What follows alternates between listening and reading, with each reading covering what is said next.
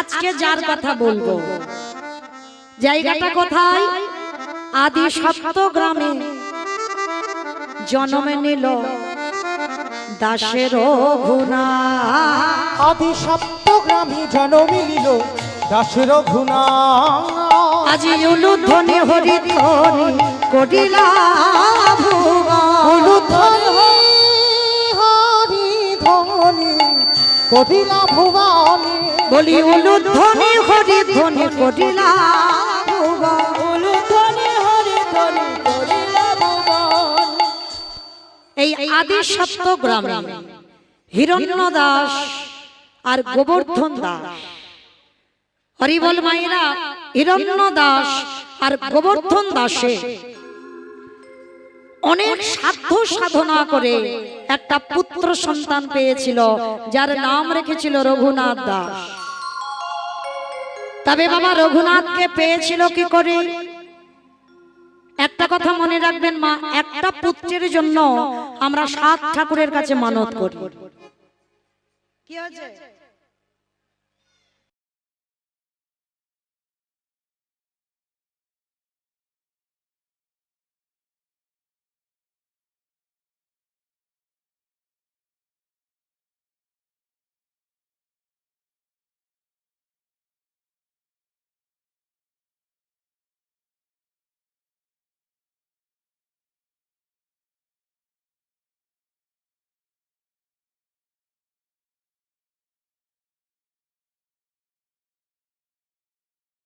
তীর্থে যেতে গেলে কিন্তু বাবা সব তীর্থে যদি যেতে না পারো, একবার রাধাকুণ্ডে গিয়ে স্নান করবেন। কেন? এই রাধাকুণ্ডে স্নান করলে যদি তুমি কোনো তীর্থে নাও যাও, দরকার নাই কোনো তীর্থে যাওয়ার, ওই একটা তীর্থে স্নান করলে তোমার সব তীর্থে স্নান হয়ে যায়। জানো তো? কারণ বাবা এই ঘটনাটা অনেকে জানেন, তবু একটু মনে করিয়ে দিই। যেদিন আমার ভগবান কৃষ্ণ অরিষ্টাসুরকে বধ করেছিল, এই অরিষ্টাসুর মানে একটা অসুর, মানে গোমাতার রূপ ধারণ করেছিল, মানে গাভী। আর গাভী রূপ ধারণ করে আস্তে আস্তে কথা নয়, এই গোমাতার রূপ ধারণ করে ওই ধবলী, শ্যামলী, কালী, কমলীর সঙ্গে মিশে গিয়েছিল। আর মিশে গিয়ে কৃষ্ণকে মারতে এসেছিল অরিষ্টাসুর, একটা অসুর। তা কৃষ্ণ কি করে বুঝতে পারলো? না, ওই গোষ্ঠে বাবা সব গরু বাছুর চড়ছে, প্রত্যেকটা গোমাতার ছায়া মাটিতে পড়ছে, কিন্তু অরিষ্টাসুর ওর ছায়াটা মাটিতে পড়ছে না। ভগবান বুঝতে পেরে গেল, ও তো আমার গরুর পালেদের মধ্যে কেউ নয়, ও নিশ্চয়ই আমাকে নিধন করবে বলে এসেছে।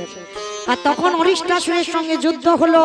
ভগবান ওই গোমাতার পাটাকে ধরে বনবন বনবন করে ঘোরাতে ঘোরাতে একেবারে টেনে আছাড় দিয়ে,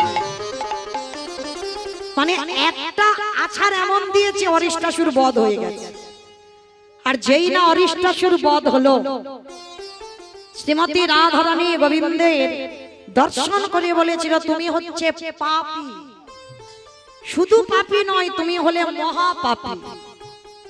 ভগবান বলেছিল, হ্যাঁ গো রাধে, আমি মহাপাপ করেছি, আমি সবার পাপের বিচার করি, আর তুমি আমাকে বলছো পাপী বলে? হ্যাঁ, তুমি গোমাতাকে হত্যা করেছো, সবথেকে বড় পাপ তো ওটাই যদি কেউ গোমাতা হত্যা করে। তা ভগবান এসে বলছে, আরে পাগল, তোমরা কেউ বোঝো না, আমি তো গোমাতাকে মারিনি, ওটা অরিষ্টাসুর ছিল। বলে মূর্খ, অরিষ্টাসুর ছিল আমরা জানি, কিন্তু ও তো গোমাতার রূপটা ধরেছিল। তাহলে তুমি গাভী মাতাকে হত্যা করেছো, তাতে তুমি মহাপাপী হয়েছো। রাধে, তাহলে একবার বলে দাও, আমি কোথায় গেলে মুক্তি পাবো? বলো কোথায় গেলে মুক্তি পাবো? বলে শোনো, তোমাকে 12 বছর তীর্থে তীর্থে স্নান করতে হবে। আর যদি 12 বছর তীর্থে স্নান করতে পারো, তাহলেই তুমি সকল পাপ থেকে তুমি মুক্তি পেয়ে যাবে। আর যেই না বললো সকল পাপ থেকে তুমি মুক্তি পেয়ে যাবে, গোবিন্দ বললেন, রাধে গে গো, রাধে গো,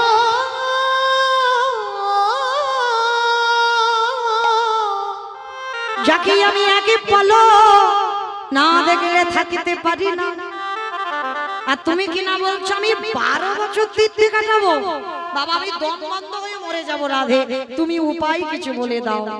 তখন আমার গোবিন্দ বলেছিল বেশ, তাহলে আমি উপায় বলবো না, তুমি বলো। বলে শোনো রাধে, আমি যদি সকল তীর্থকে যদি আমি এক জায়গায় হাজির করি আর সেখানেই যদি আমি স্নান করি, বলে হ্যাঁ তা মন্দ হবে না, তুমি যদি চোখের সামনে দেখাতে হবে যে সব তীর্থ এসেছে। বলে ঠিক আছে রাধে, আমি দেখাবো। ভগবানের হাতের মুরলি দিয়ে যেই না কুণ্ডটা খনন করেছে, সমস্ত তীর্থকে আহ্বান করেছে, গঙ্গা যমুনা সরস্বতী প্রভাস হরিদ্বার সমস্ত তীর্থ জগতে যত যত তীর্থ আছে সবাইকে ডেকেছে, ডেকে বলছে দেখো আমি রাধা চরণে মহাপাপী, আমি অরিষ্টাসুরকে বধ করেছি, কৃপা করে তোমরা জল হয়ে এই কুণ্ডে এসো। আরে যদি একবারে কুণ্ডে আসো, আমি ওই কুণ্ডে স্নান করলে তবে পবিত্র হব। তা ভগবান আহ্বান করেছে বাবা, সব তীর্থ তো আসবেই। এইবার তীর্থ এসেছে, স্নান করেছে, স্নান করে যেই না রাধারানীর চরণে প্রণাম করতে যাবা, সখীগণ বলছে দাঁড়াও দাঁড়াও দাঁড়াও, খবরদার তুমি পাপী। হাই ভগবান, আমি সব তীর্থে স্নান করলাম, এখনো নাকি আমি পাপী। কি করে আমি পাপী হলাম? বলে শোনো, তীর্থ তখনই পবিত্র হয় যখন রাধা চরণ পরশ পায়। তুমি তীর্থ ডেকেছো, তীর্থ জল হয়ে গেল, সেই জলে তুমি স্নান করলে, কই তীর্থ রাধা চরণ তো ধরলো না। তাহলে যে তীর্থ রাধা চরণ ধুলা না পাই, সেই তীর্থ জীবনে পবিত্র হয় না। তাহলে কি করব? তাহলে একটা কাজ করো রাধে, তুমি একটা কুণ্ড খনন করো। রাধারানী হাতের কঙ্কন দিয়ে সৃষ্টি করলো, একটা খনন করলো কুণ্ড। তা ললিতা বিশাখা বলছে এবার কি করবে, এখানে তো জল নেই। তেমন সময় গোবিন্দ বলছে মাঝখান থেকে একটা ছিদ্র করে দাও, আর ছিদ্র যদি করে দাও ওই দিকে জল এই দিকে চলে আসবে। বলে দাঁড়াও দাঁড়াও, সর্বনাশ, ও তো জল পাপী, ওই পাপী জল আমার রাধারানীর কুণ্ডে আসবে? হ্যাঁ, তুমি গোমাতাকে হত্যা করেছো আর সেই পাপী জল আমার রাধার কুণ্ডে আসবে? কখনো নয়। বলে তাহলে কি করবো? বলে ফেরে আবার ডাকো। আবার আহ্বান করলো, সমস্ত তীর্থকে ডেকে বলছে তীর্থ তোমরা আমার কুণ্ডে এসেছো ঠিক কথা, কিন্তু রাধা চরণ পরশ না করলে তোমরা পবিত্র হবে না। আর তবেই পবিত্র হবে, তবেই আমি স্নান করলে তবে আমি পবিত্র হব। এইবার সকলে তীর্থ কেঁদে বলে রাধে গো, রাধে গো,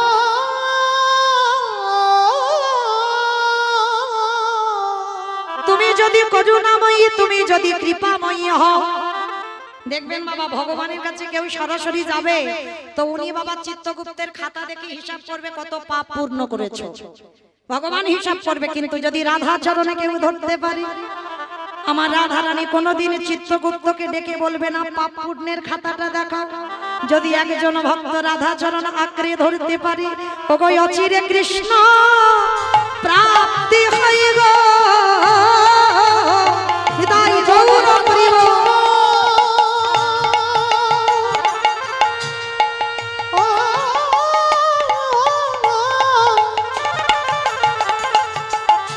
যে জনে রাধা চরণ আশ্রয় করি, অচিরে কৃষ্ণ দর্শন হবে। হে রাধে দয়া করলি, অচিরে কৃষ্ণ প্রাপ্তি হবে। হৃদয় গৌর হরি বল হরি বল হরি বল। অচিরে কৃষ্ণ প্রাপ্তি হবে, অচিরে কৃষ্ণ প্রাপ্তি হবে, রাধা কৃষ্ণ প্রাপ্তি হবে। আসতে এইবার রাধা চরণে তীর্থ প্রবেশ করলো, পরশ করার সঙ্গে সঙ্গেই জল পবিত্র হয়ে গেল। আর তারপরে রাধা কুণ্ড শ্যাম কুণ্ড এক হয়ে গেল। রাধা রানী কঙ্কন দিয়ে খনন করলো রাধা কুণ্ড, আর গোবিন্দ মুরলী দিয়ে সৃষ্টি করলো শ্যাম কুণ্ড। তবে মা আলাদা আলাদা কুণ্ডে স্নান করতে হবে না, একটা শ্যাম কুণ্ড একটা রাধা কুণ্ড। স্নান যদি করতে হয় শ্যাম কুণ্ড নয়, রাধা কুণ্ডে স্নান করতে হবে। কারণ আগে রাধা পরশ পেতে হবে, আর ওই রাধা কুণ্ডে স্নান করে যাদের একটা পুত্রের জন্য সাত ঠাকুরের কাছে যাও, যেতে লাগবে না। আমি কীর্তনিয়া বলে যাচ্ছি, ওই রাধারানীর কাছে গিয়ে একেবারে কায়ে মনোবাক্যে একেবারে যদি বলতে পারো রাধে তোমার খোলাম বলে, রাধে তোমার হলাম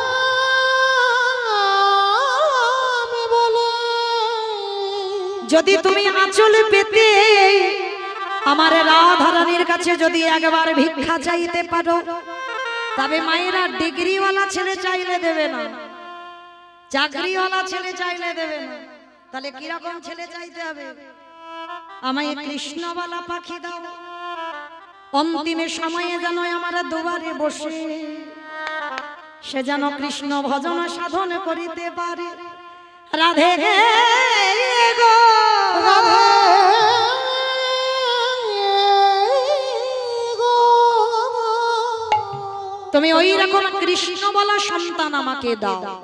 আর একবার যদি চাইতে পারো, এইভাবে যদি আমার রাধারানীর কাছে আরতি করতে পারো, অবশ্যই আমার রাধারানী তোমার কোল আলো করে কাউকে না কাউকে পাঠাবেই পাঠাবেই। আজকেই ঠিক ওই গোবর্ধন দাস আর হিরণ্য দাস, হিরণ্য দাসের ঔরসে নয়, গোবর্ধন দাসের ঔরসে জন্ম নিয়েছিল রঘুনাথ দাস। এদের সম্পত্তি আপনাদের আমাদের মতো নয়, এদের সম্পত্তি ছিল বাবা স্বর্গের ইন্দ্রের মতো সম্পত্তি। প্রতিদিনের আয় 12 লক্ষ স্বর্ণ মুদ্রা আয় ছিল প্রতিদিনের। 8 লক্ষ কর শুধু নবাবকে দিত। মানে ভাবতে পারছো, মানে দিনের রোজগার কত? সেই বাংলার নবাব হিরণ্য দাস আর গোবর্ধন দাস সন্তান তো পেল, কিন্তু মা ছোটবেলা থেকে রঘুনাথের বৈরাগ্য ভাব, হাজার খেলনা দেয় ভালো লাগে না। ছোটবেলা থেকে তার একটাই মনের ইচ্ছা, আমি কোথায় গেলে কৃষ্ণ পাবো। কে গো মায়েরা, এখন মোবাইলে দেখছো ছোট্ট একটা ছেলে ভাগবত, অনেকে দেখছো, ছেলেটার নাম রেখেছে ভাগবত। দেখেছো ছেলেটা ছোটবেলা থেকে তৈরি, সে জোরসে বলে আমি প্রভুপাদ হতে চাই।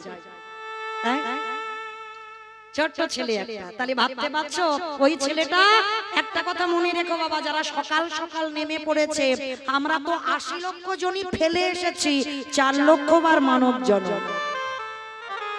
আর যারা সকাল সকাল নেমে গেছে, মনে রেখো হয়তো এই জন্মটা শেষ, আর এই জন্মের পরে পেয়ে যাবে ভগবৎ স্বরূপ। আর অনেকের বাবা সে ভজনে নামতে গিয়ে বাবা দাঁত পড়ে যাচ্ছে, চুল পেকে যাচ্ছে, চামড়া আলগা হচ্ছে, এখনো বাবা ভজনে নামতে পারছে না। তার মানে মনে রেখো 4 লক্ষ বারে এখন অনেকবার আপ ডাউন হতে হবে। আর যারা সকাল সকাল নামছে তাদের বাবা হয়ে এসেছে তাই, কিন্তু এমন কর্ম করব না যেন আবার আমাদের 80 লক্ষ জনিতে ফিরে যেতে হয়। আজকে এই ছোট্ট বেলা থেকে রঘুনাথ পড়াশোনা তো মন মতি নেই, তা বাবা জ্যাঠা মনে মনে ভাবলো ছেলেটাকে তো একটু শিক্ষিত করতে হবে, কারণ আমার এই জমিদারি দেখভাল করবে কে। বলদেব আচার্যের কাছে নিয়ে গেল রঘুনাথের হাত ধরে। বলদেব আচার্য দেখা মাত্র বলে উঠলেন, ওরে বাবা এই বড় লোকের ছেলে। আর দেখবেন বাবা বড় লোকের ছেলেরা একটু খামখেয়ালি হয়, অপরাধ নেবেন না, কাউকে উদ্দেশ্য করে নয়, এদেরকে কিছু বলা যাবে না, মানে এদের জেদটা বেশি হয়, মানে ওরা যেটা মনে করবে তো সেটা ঠিক। তা বলদেব আচার্যের কাছে যেই না রঘুনাথকে নিয়ে গেল, রঘুনাথকে দেখে বলে উঠলেন বলদেব আচার্য, দাঁড়াও দাঁড়াও দাঁড়াও, শোনো তোমার রঘুনাথকে আমি আমার চরণে আশ্রয় দিতে পারবো না।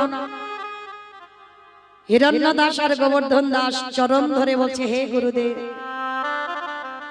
আপনি জানেন না অন্যান্য ছেলেদের মতো আমার রঘুনাথ নয়, একেবারেই আলাদা, আপনি ওকে একটু চরণে ঠাঁই দিয়ে দেখেন। ঠিক আছে আমি আশ্রয় দিলাম, তবে দেখো গোবর্ধন, দেখো হিরণ্য, যদি কোনোদিন তোমার ছেলে ভুল কাজ করে আমি কিন্তু গলা ধাক্কা দিয়ে আশ্রম থেকে বের করে দেব। তাই হিরণ্য দাস আর গোবর্ধন দাস বলছে আমাদের রঘুনাথ ভুল করতেই পারে না, কারণ আমরা ছোটবেলা থেকে তো দেখছি ও অন্যায় করবে না, আপনি একটু আশ্রয় দেন। হরি বল। এই জায়গাটা একটু আস্বাদন করবেন মায়েরা। আর ওই যে গোবর্ধন দাস আর হিরণ্য দাস রেখে এলো, বলদেব আচার্য প্রতিদিন ভাগবত পাঠ করে, নিত্য ভাগবত, আস্তে আস্তে আস্তে কথা নয়, নিত্য ভাগবত পাঠ করে। আর ওই ভাগবত আসরে সমস্ত পড়ুয়ারা বসে, রঘুনাথও বসে থাকে বাবা সবার সামনে। আচ্ছা মায়েরা, আপনাদেরও ঘরে তো সন্তান আছে, আমারও একটা ছেলে বসে আছে করতাল বাজাচ্ছে, আমি একজন মা, তাহলে আমরাও মা, আমাদেরও সন্তান আছে, রঘুনাথও একটা সন্তান। সবাই বসে কত কি গল্প হাসি ঠাট্টা করছে, কিন্তু রঘুনাথ সবার সামনে বসে বাবা মন দিয়ে ভাগবত শুনছে। আচ্ছা মা, 5 বছরের ছেলে ভাগবতের কিছু বোঝে? কিছু বুঝবে? কিছু বুঝছে না, কিন্তু কেঁদে যাচ্ছে। গুরুদেব পাঠ করছে আর দেখছে রঘুনাথ কাঁদছে। তা পাঠ শেষ করে রঘুনাথকে কাছে নিয়ে বলছে, রঘু, ও রঘু, এখানে আয় তো দেখি। এই রঘু, সত্যি করে বল তোর কি হয়েছে? তুই এইরকম বসে বসে কাঁদছিস কেন? কি হয়েছে তো? তুই যে এতক্ষণ ধরে সেই সন্ধ্যা থেকে কাঁদছিস, আচ্ছা তুই ভাগবতের কিছু বুঝতে পারছিস? রঘুনাথ উঠে এসে বাবা দণ্ডবাদ প্রণাম করেছে, প্রণাম করে বলছে, হে গুরুদেব, আমি কিছু বুঝি না বুঝি আমি তো কাঁদছি একটা কারণ, একটা কারণে। কি কারণে? কি চাস তুই? কার জন্য কাঁদছিস? গুরুদেব, আমার একটাই মনে ভাবনা, আমি কি তারে পাবো না? গুরুদেব,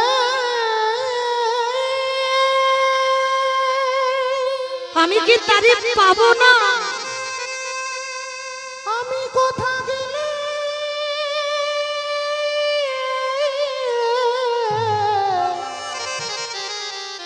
কৃষ্ণ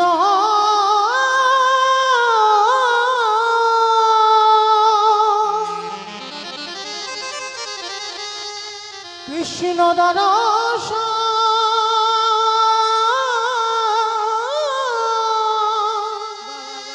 দরস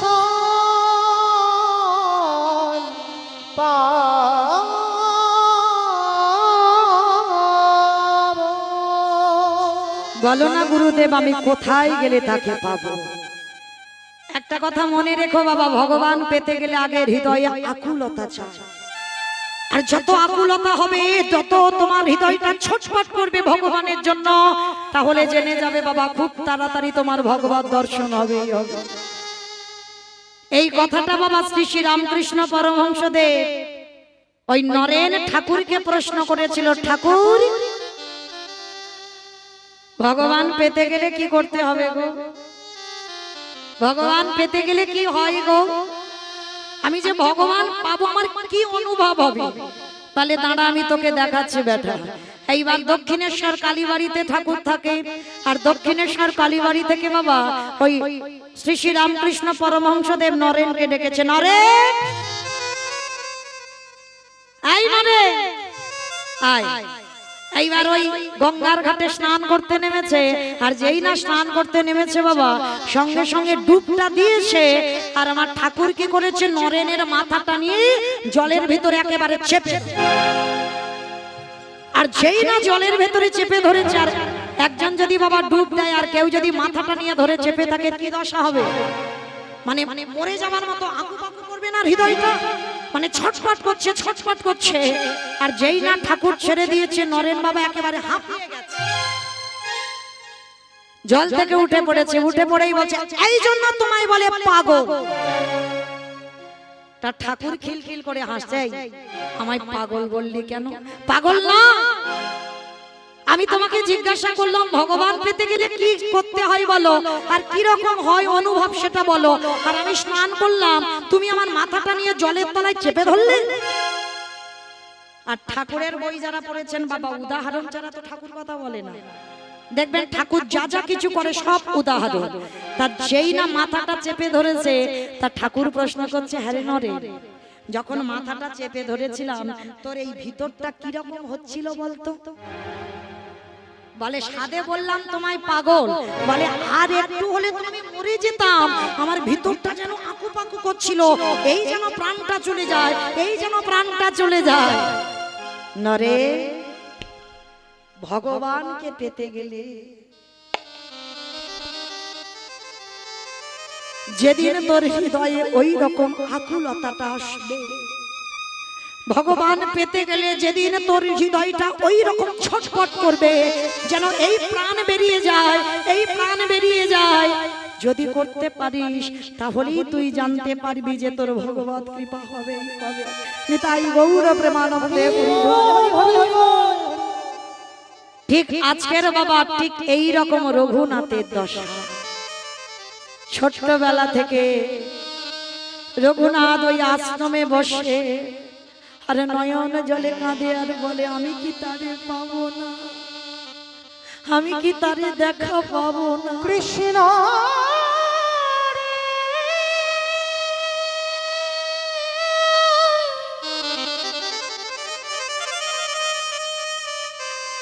দেখা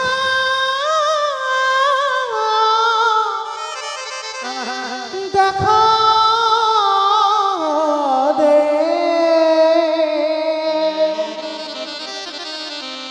হরে কৃষ্ণ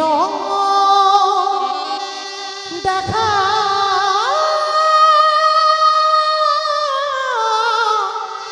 দেখা দে।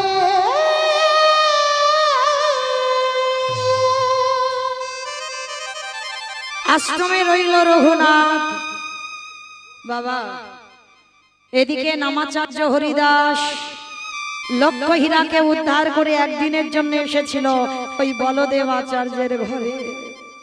আর বলদেব আচার্যের ঘরে যেই না হরিদাস ঠাকুর এসেছে, সমস্ত ছেলেরা আসতে, বাবা বাবা এখন প্রোগ্রামটা ছড়িও না, একটু নিবেদন বাবা, এখন এখন প্রোগ্রাম কেউ ছড়াবে না, যখন দল ওঠানামা করবে তখন দিও, কিন্তু কীর্তন চলাকালীন নয়। সবার চরণ ধরে বলবো, এমনিতে গরম হচ্ছে, প্রচুর গরম, একটু শান্ত হয়ে বসো। নিতাই গৌর প্রেমানন্দে হরি বল, হরি বল, হরি বল। হরিদাস ঠাকুর যেই না দাঁড়িয়েছে বাবা, সঙ্গে সঙ্গে আমার রঘুনাথ ছুটে এসে আমার ওই হরিদাস ঠাকুরকে দণ্ডবাদ, মানে শুয়ে পড়ে প্রণাম। মায়েরা মনে রেখো, আমাদের নারী জাতিদের দণ্ডবাদ প্রণাম নয়, নিষিদ্ধ। আমাদের হাঁটুটা মাটিতে রেখে পঞ্চাঙ্গ প্রণাম করতে হবে। আর পুরুষ জাতি ওদেরকে ষষ্ঠাঙ্গে দণ্ডবাদ প্রণাম। রঘুনাথ সব থেকে 24 ঘন্টা জগতে যত যত ভক্ত আছে, এই রঘুনাথ দাসের মতো দণ্ডবাদ প্রণাম আর কেউ কোনোদিন করতে পারবে না। যেমন নামাচার্য হরিদাসের মতো নাম কেউ জপ করতে পারবে না, আর রঘুনাথ দাসের মতো দণ্ডবাদ প্রণাম কেউ কোনোদিন করতে পারবে না। আর এই রঘুনাথ দাস যেই না বাবা হরিদাস ঠাকুরকে দণ্ডবাদ প্রণাম করেছে, হরিদাস ঠাকুর রঘুনাথের হাতটা ধরে বলছে, এই তো সেই ভক্ত। আচ্ছা বাবা, ভক্ত চিনবে কি করে? ভক্ত চিনবে কি করে? এই গলায় তুলসীর মালা দেখলে মনে পড়বে আমি বড় ভক্ত? না। আমি প্রসাদ ভুজি, আমি বড় ভক্ত? না। আমি গেরুয়া বসন পরে দাদার সঙ্গে তিলক সেবা করে বেড়াইয়েছি, আমি বড় ভক্ত? না। তাহলে চিনবে কি করে ভক্ত? ভক্তের নয়নের দিকে তাকালে দেখবেন একবার কৃষ্ণ নামে যার হৃদয়টা দুলে ওঠে, একবার কৃষ্ণ নামে যার নয়নে বাড়ি ঝরে, অনুভব করবেন বাবা কিঞ্চিত ভক্ত হওয়ার অধিকার অর্জন করে ফেলেছ। কৃষ্ণ নামটা বললেই যখন তোমার হৃদয়ে আকুলতা এসে যাবে না, বুঝতে পেরে যাবে খুব তাড়াতাড়ি তোমার ভগবত দর্শন হবে। হরিদাস ঠাকুর যেই না রঘুনাথকে দেখেছে, রঘুনাথকে পরশ করেই বুঝতে পেরে গেছে বাবা এ কেমন ভক্ত। হরিদাস ঠাকুর মনে মনে করছে এই তো, এই মাটিতে বীজ পুঁতে দিলেই অঙ্কুরিত হবেই হবে। দেখবেন বাবা হাজার হাজার গুরুদেব শিষ্য তৈরি করে, কিন্তু সেই শিষ্যের মধ্যে কজন প্রকৃত শিষ্য তৈরি হয়? আজ হরিদাস যেই না দেখেছে রঘুনাথকে, দেখেই বুঝতে পেরে গেছে এই মাটিতে বীজ পুঁতে দিলেই অঙ্কুরিত হবেই হবে। রঘুনাথকে বুকে জড়িয়ে ধরেছে। আর রঘুনাথ ছোটবেলা থেকে বাবা এই হরিদাস ঠাকুরকে অনুকরণ করত। অনুকরণ মানে কি বুঝেছো বাবা? এই যেমন আমাদের কীর্তনিয়াদের এখন অনুকরণ চলছে, দেখবেন হুবাহুব একটা কীর্তনিয়া আর একটা কীর্তনিয়ার মতো গান গায়, একেবারে হুবাহুব একই রকম। এগুলোকে বলা হয় অনুকরণ, একজনকে একজন অনুকরণ করছে। তো তখনকার দিনে রঘুনাথ অন্য কিছু অনুকরণ নয়, হরিদাস ঠাকুরের কোন কোন জিনিস অনুকরণ করত? জমিদারের ছেলে হয়ে 24 ঘন্টায় একবার আহার করত। যার বাবার সোনা দানা টাকা পয়সার কিছু অভাব নাই, তার শরীরে কোনো অলংকারও ছিল না। হরি বল হরি বল।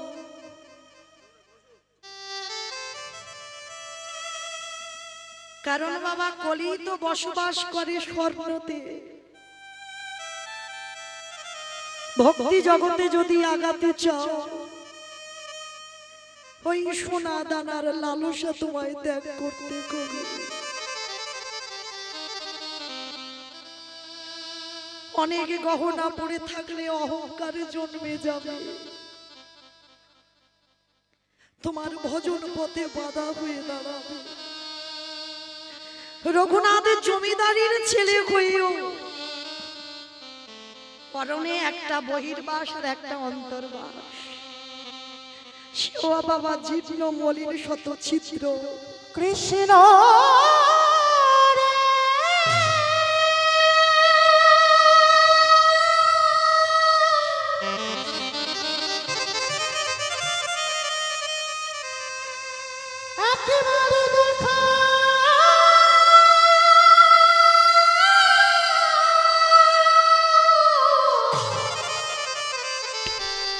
দেখা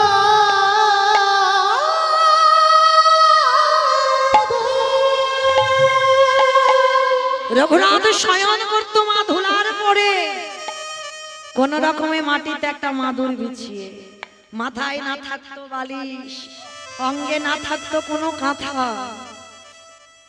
তো হরিদাস ঠাকুর ওকে দেখে সব সময় বলতো, খোকা তুই একটু বড় হ, তুই একটু বড় হয়ে তুই আমায় অনুকরণ করিস। না ঠাকুর, আমি যদি এখন থেকে তোমার অনুকরণ না করি, আমি তোমার মতো হব কি করে? ওরে তুই তো বড় লোকের ছেলে, তুই তো জমিদারের ছেলে, তুই কেন এই অবস্থাতে থাকবি? আচ্ছা চরণ দুটো জড়িয়ে ধরতো, বলো না গো আমি কি তারে পাবো না, আমি কি তারে পাবো না? আমায় বলে না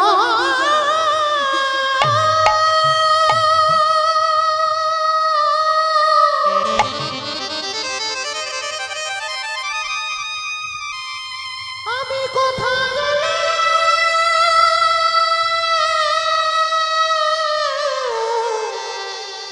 কৃষ্ণ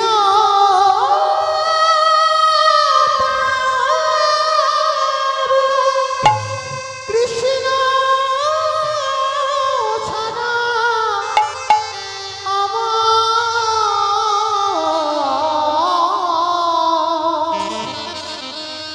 কৃষ্ণ ছাড়া